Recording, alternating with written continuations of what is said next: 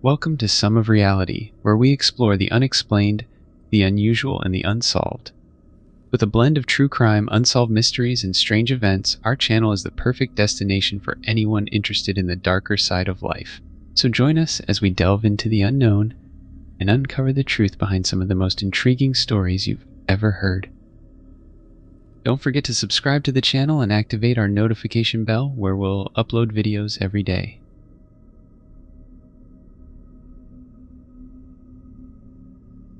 The beginning of the story begins in the year 1981, when a man named Hamad, a criminal convicted of drug trafficking and murder, was scheduled to be executed alongside two other accomplices. Hamad, who had undergone many legal challenges in his criminal past, was a notorious figure in the underworld and was well known by many members of the public. There were three young men, Rashad, who was Iraqi, and Hamad, who was also Iraqi, and Khaled, who was from Saudi Arabia. These friends were close and shared a perverse and questionable friendship. One day, the three friends came up with a plan suggested by Hamad, who they nicknamed the Hyena because he was ruthless. Their plan was to kidnap young girls. Rashad and Khaled both agreed to the plan. They set up camp in a place called Bar Saban in Kuwait. They had everything they needed: food, drinks, and clothes. They were fully prepared to kidnap the girls and bring them back to the campsite. They sat around discussing their plan when they finally agreed on the specifications for the girls they would be kidnapping. First and foremost, the victim should be a small child, and secondly, they had to ensure the victim wasn't Arabic so that their accent wouldn't give them away if they managed to escape them. The first victim fell into their trap on January 25, 1981. A young girl who was walking on the street saw their car, a blue Mazda. They lured her inside and took her to their campsite. They stopped the car near the Pakistan school. Rashad and Hamad got out of the car, while Khaled stayed near the car, pretending to clean it. Then their first victim, a Bangladeshi girl named Shahin, came out playing outside her house.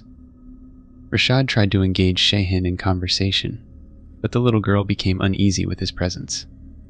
She tried to run away, but Hamad quickly caught up with her and put his hand over her mouth. They put her in the car, and she was crying and begging for them to let her go all the way to the campsite. When they arrived at the campsite, the three men raped her violently. After they were finished with Shahin, their energy depleted, and they felt she could no longer satisfy their desires or meet their needs. The criminals decided to find another victim who could satisfy their needs and desires. However, Hamad couldn't find one who fit the specifications he was looking for, and he gave up. He decided to kidnap a girl from Egypt named Hannah, who was just 6 years old at the time. On February 9, 1981, they tied Shahin to a column in the middle of the camp and closed the tent door on her. Meanwhile, Hannah was playing in a playground near their house with her sister. Hamad signaled to Rashad and Khaled that Hannah was to be their next victim. Khaled called out to Hannah, and as soon as she got close, he covered her mouth and pulled her into the car, just like he did with Shahin. They then drove her, like they did with Shahin, to the campsite. The conditions of the two girls became extremely severe due to the excessive bleeding. Unfortunately, the two girls' suffering came to an end thanks to the actions of the criminals. On February 28, 1981, Hamad grabbed both girls and strangled them together, leading to their deaths. After killing the girls, Hamad placed their bodies in a plastic bag and put it in his car along with the dog's body. He drove the car to a desert area that was unknown to the other criminals and buried the bodies there. When Hamad returned to his criminal friends, he and they collaborated in dismantling the tent.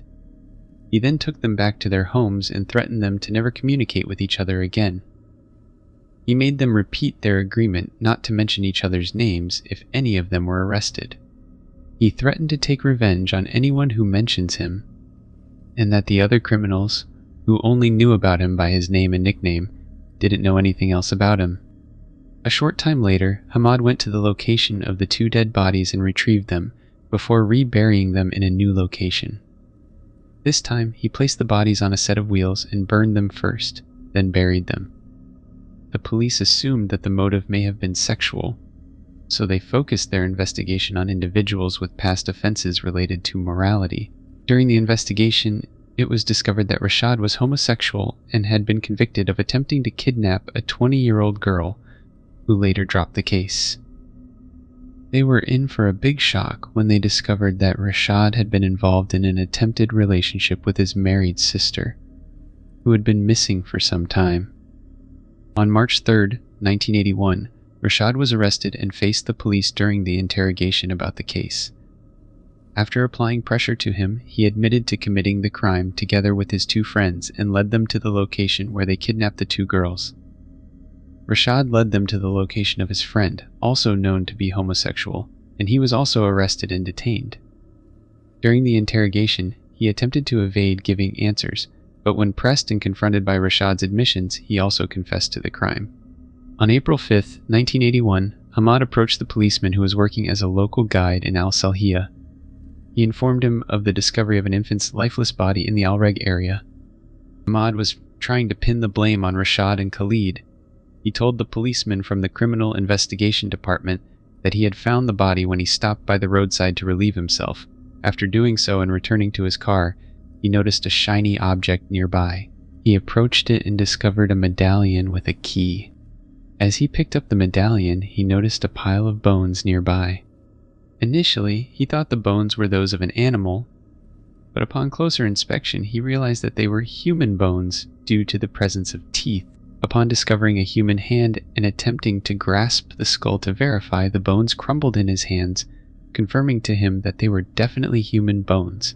Afterward, he remembered what he had read in the morning newspapers about two suspects who had abducted two children. He believed the body belonged to the two children. Upon taking the medallion with him in his car, he noticed writing on the back, bearing the name Rashad. During their conversation, the detective mentioned that it was possible that the bones belonged to a small animal. Hamad responded, "I am absolutely certain that the skull belongs to a human." Upon returning to the location, the police officer and the forensic doctor examined the bodies. They noticed that the area was filled with old car parts, and it was extremely difficult to find a body amongst all of this, unless the person had deliberately placed it there themselves. On the next day, Hamad called the morgue without mentioning his name and reported the location of the other body. The Criminal Investigation Department immediately rushed to the site and found the second body fully burnt, making it difficult to identify that it belonged to a person. The burning of both bodies was found to be very similar, and thorough examination by the forensic doctor revealed that both bodies indeed belonged to Shahin and Hana.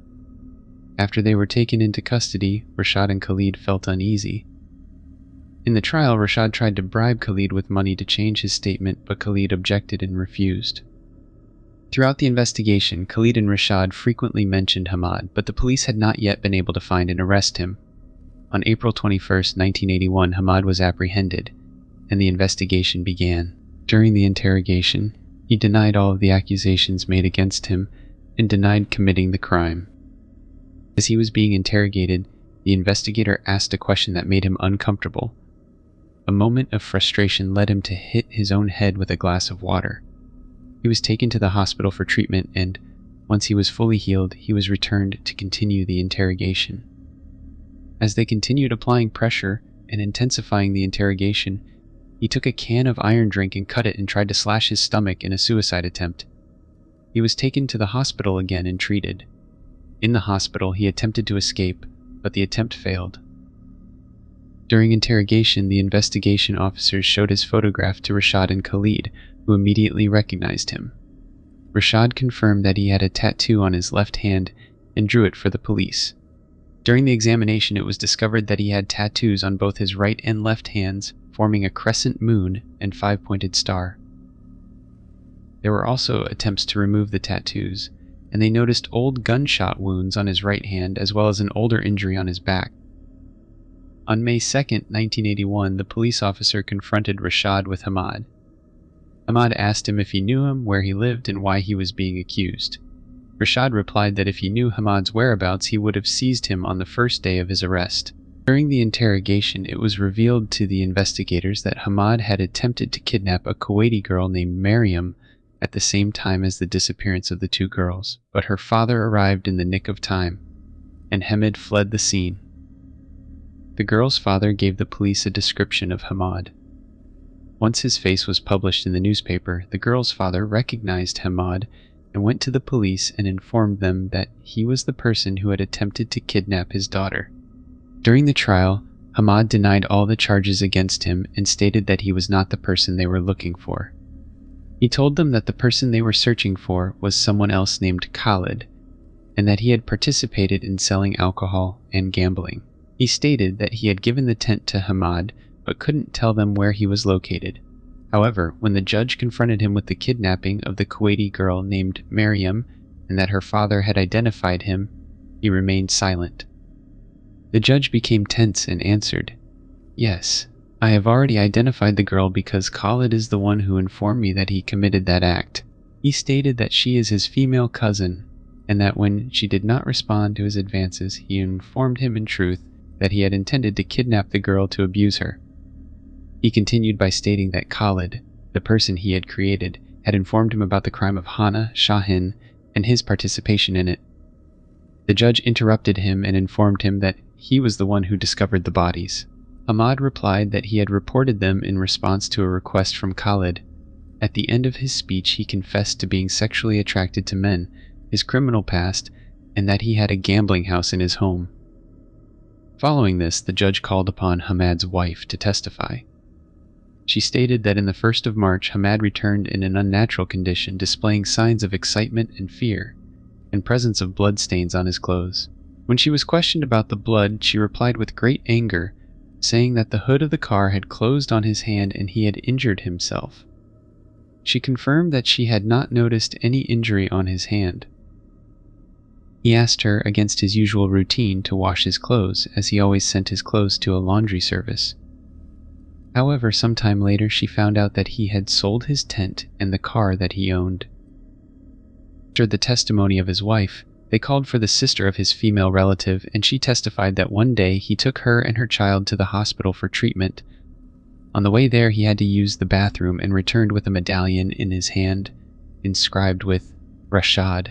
He informed her that he had found the medallion near the burnt child's body, and informed her that the perpetrators mentioned in the newspaper were the ones who burned it, and asked her to go to the morgue to report the body, but she refused and told him to go alone.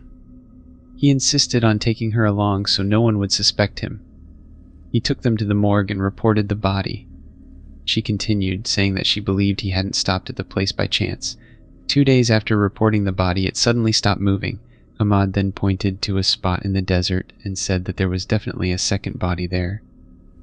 After another 2 days, a news story appeared in the newspapers about their discovery of the body in the same place Hamad had mentioned. The public prosecutor's lawyer made a plea calling for the harshest punishment for the perpetrators. The defense attorneys requested mercy and lenience for them and stated that all their confessions were under pressure, but the court rejected this and sentenced the criminals to hang. On Tuesday, October 27, 1981, at 5 a.m., on the day of the execution, they were moved in separate cars under tight security. The first one to reach was Rashad, and the public prosecutor's lawyer asked him about his last request. When they finished hanging Rashad, they changed the rope to one that belonged to Khaled. When Khaled got out of the car, he appeared nervous and afraid. He muttered incomprehensibly. The officer who read the judgment shouted in boredom, "I'm tired of hearing about the hanging sentence." He ignored the interruption and continued reading the judgment until he reached the word hanging. When he screamed, "Why hanging?" they should use gunfire. He became extremely angry and asked the public prosecutor about his last wish. The attorney responded, saying that he wanted to see his family because they had not seen him since the start of the investigation. The attorney said that his family had disowned him and then pulled him and proceeded to execute the sentence. The third car arrived, and the criminal Hamad, as he stepped out of the car, was watching the spectators with a sarcastic smile. During the reading of the sentence, he was unusually calm, unlike his usual temperament. When he was asked for his last wish, he asked for his body to be sent to his relatives in Kuwait. He turned to one of the participants and told them to pass on his regards to a man who was a police officer in one of the camps. He ascended the platform calmly, and the execution was carried out. The story ends on a grim note, with the execution of the 3 criminals by hanging. The families of the victims, who had long sought justice, take satisfaction in seeing justice served, but the scars left by the crimes remain a dark chapter in the history of the city. Don't forget to follow me on my social media accounts, which are available in the description box down below. See you in the next video. Bye bye.